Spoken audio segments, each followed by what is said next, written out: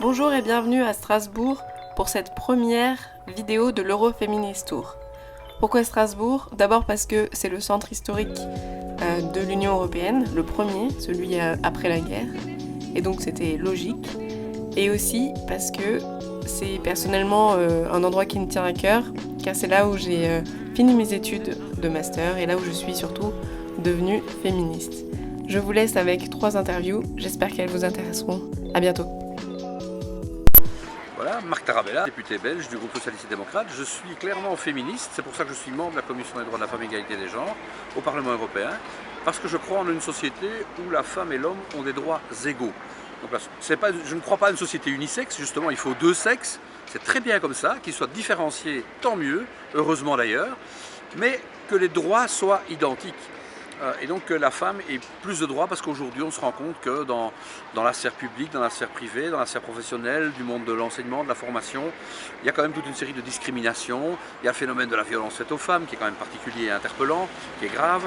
Il y a une série de stéréotypes sexistes qui ont la vie dure. Il y a une sous-représentation des femmes dans la sphère publique et encore plus dans la sphère privée décisionnelle, dans certains secteurs, tels que les secteurs technologiques, les secteurs finance, assurance, des pans entiers de l'économie où il n'y a pas assez de femmes, avec ce foutu plafond de verre qui fait que les femmes disparaissent quand la hiérarchie augmente et on ne sait pas pourquoi.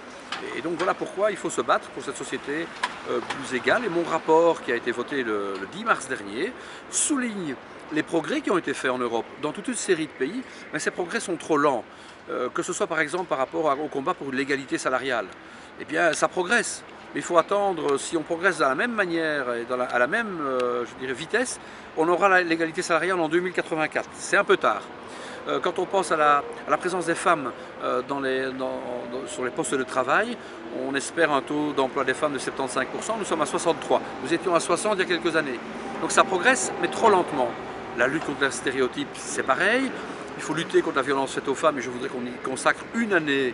On est en train de faire une déclaration à plusieurs collègues, une année européenne dévolue à la lutte contre la violence faite aux femmes. Donc il y a toute une série de combats à mener. L'Europe a fait d'énormes progrès dans la lutte contre la discrimination en faisant des directives, mais dans les faits, on progresse trop lentement. Voilà ce qu'a voulu dire mon rapport et puis j'ai enfin voulu consacrer aussi le droit de la femme à décider pour elle-même, pour son corps, le droit à disposer de son corps et avoir un accès aisé à la contraception et à l'avortement. Ça a été accepté par une large majorité. Je me réjouis que ce Parlement soit plus progressiste qu'il ne l'a jamais été auparavant. I'm Terry Reintke. I'm a Green MEP, a member of the European Parliament from Germany. I'm 27 years old, which actually makes me the youngest female member of the European Parliament. The Tarabella report that we have recently adopted here in the European Parliament is a very important document when talking about gender equality and women's emancipation in the European Union, because it's the report that looks at all different fields of society, be it health, be it education, be it politics, and looks at how women are still being treated in an unequal way in these fields, and then suggests or recommends things how we as politicians or how the political systems, how the governments can change this. And I think that this does have an effect on the discourses that we are having around gender equality in the member states and in the European Union as a whole. I think it has a very positive influence in the sense that there are things being put on the table, like for example the gender pay gap, which I still have the feeling, even though it's such a scandalous fact that women earn less than men do for the same work, it's still not being discussed so much. So I think that reports like the Tarabella report can really put this on the agenda and make it a political issue to act on, and I think this for a start is already important. Still, what we have to see on the other hand is that when we look at the history, I come from Germany, and I must say that without the European Union, Germany in many fields of fighting for gender equality wouldn't have acted without a push from the European level. So the European Union in the past has really been a champion, if you want to call it that, for gender equality and for women's rights. And now with the Tarabella report, I think we as parliamentarians here, we wanted to regain that position of really fighting for women's rights. But what we see on the other hand is that there is also a lot of disappointment. So to give an example, the Commission is going to withdraw a very important directive that has been discussed for the last 8 years here in the Parliament and in the Commission, the Maternity Leave Directive. The Commission is giving up on fighting for this vis-à-vis the Member States, and I think that this is one of the signs that we are also facing some kind of maybe tiredness, maybe disinterest when it comes to women's rights, and I think that this is a very, very big problem, because in all European member states, even in the Scandinavian countries, which are, I would say, much more ahead than, for example, Germany, but still in the Scandinavian countries, there are many problems with gender inequality, and this affects so many people in the society. So I think we cannot become, or we must not become tired of talking about this and pushing for it. I think that being a female politician or a female member of a parliament is still in many ways much more challenging probably than being a male deputy or a male politician, because like in all parts of society we are still facing sexism also in the political sphere. I think women have to overcome many more barriers in order to, for example, become a member of a parliament. And this is also reflected in the fact that even though it has increased, still there is no parity in the European Parliament with regards to gender equality. So I would say that yes, there is a very distinct difference between being a woman in politics and being a man in politics, but my political activity is also dedicated to changing that and to give women the freedom and empower them to express themselves politically in any way that they want.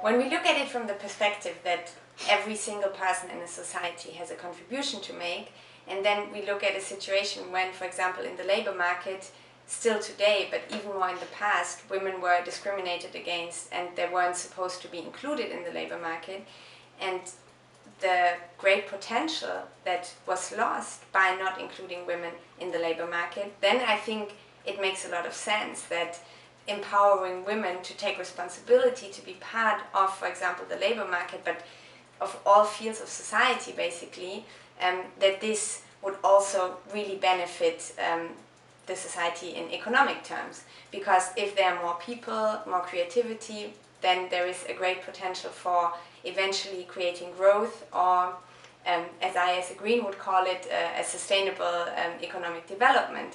So I think that all this talks about gender equality being opposed to a positive economic development is very much going against what is actually happening in societies when there is more gender equality. So it's against the facts, but it's also against believing that a bigger pool of people contributing to society, contributing to the economy, would actually make the economy and make the society better. So I would say also in economic terms, gender equality will benefit everyone.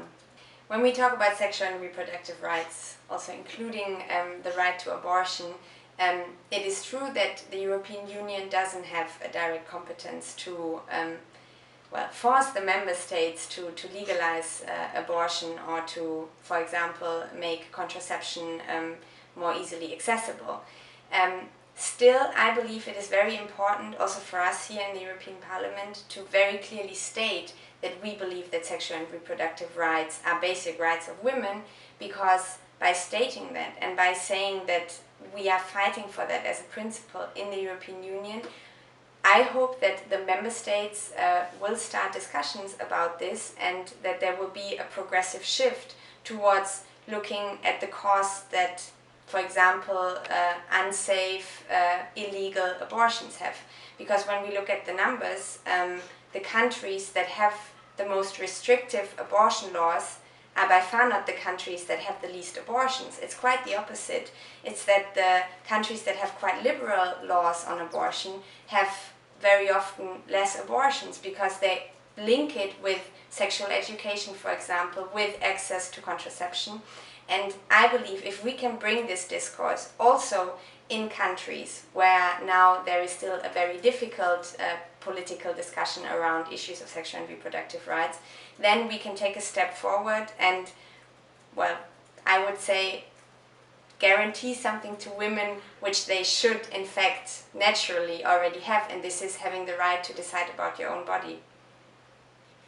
Alors je me présente, je m'appelle Mélissa Fries, j'ai 25 ans. Je suis artiste, dessinatrice et peintre.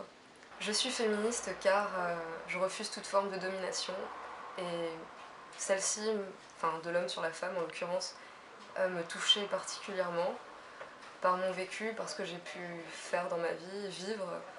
Et voilà, j'aimerais arriver à combattre la domination du patriarcat.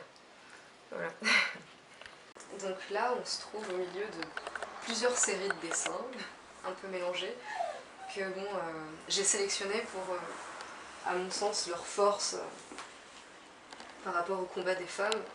Donc il y en a certains qui parlent de la question de l'avortement, comme celui-ci. J'ai dessiné sur des enveloppes où des flèches peuvent symboliser les aiguilles à tricoter qui servaient à l'époque, et encore aujourd'hui dans certains endroits, à avorter. Après, il y en a certains qui traitent de la question de la prostitution. Je travaille avec des photos de presse que je mélange ensuite pour raconter une histoire. Et là, en l'occurrence, bon, celle d'une prostituée qui est en train de faire le trottoir, en même temps se retrouve à être une petite adolescente, au final mal dans sa peau, torturée, malade, droguée, on peut mélanger beaucoup de choses. L'idée, c'est de faire se réapproprier leur corps aux femmes, qu'elles arrivent à avoir une ultime défense dans leur intimité la plus profonde. Et comme on en parlait tout à l'heure, bah, en fait, cette sensation d'être une proie, d'être pourchassée, d'être chassée, que j'aimerais contrecarrer par des dessins un peu violents qui attaqueraient, quoi, qui montreraient quelque chose de sauvage. Donc il y a les chiens et les loups. La femme louve, c'est moi en fait, j'aimerais bien devenir comme ça. Pouvoir me promener dans la rue et si jamais on essaye de me faire chier, pouvoir mordre à la jugulaire à la personne. Mais bon, tout ça reste à un stade symbolique, bien entendu. Et je pense qu'on arrive à toucher les affects des gens par des dessins, peut-être de façon plus efficace qu'avec un tract. Voici une série que j'ai commencée récemment, donc qui s'appelle Le cœur ardent de la proie. Et en gros, ça raconte un peu ce sentiment d'être pourchassé, d'être une sorte de proie qu'on peut ressentir très jeune, dès qu'on commence à vouloir sortir un peu le soir en tant que femme. Pendant l'affaire du Carlton, donc avec Dominique Strauss-Kahn, j'ai fait ce dessin qui mêle à la fois la cowgirl déguisée en lapin, un petit peu le cliché, quoi, le symbole de la fête dans les milieux très bourgeois des hommes d'affaires, avec justement des corps de prostituées qui, eux, sont également dépourvus de visage, des corps découpés, qui sont utilisés simplement pour les organes sexuels, et qui au final n'ont pas d'identité, sont simplement inessentiels, un peu comme la côte d'Adam, quoi. C'est quelque chose d'accessoire qu'on utilise pour se divertir. C'était notre première vidéo de l'Eurofeminist Tour et nous espérons qu'elle vous a plu. Si c'est le cas, n'hésitez pas à la partager et surtout à vous rendre sur la page de KissKissBankBank pour participer à notre projet. À bientôt!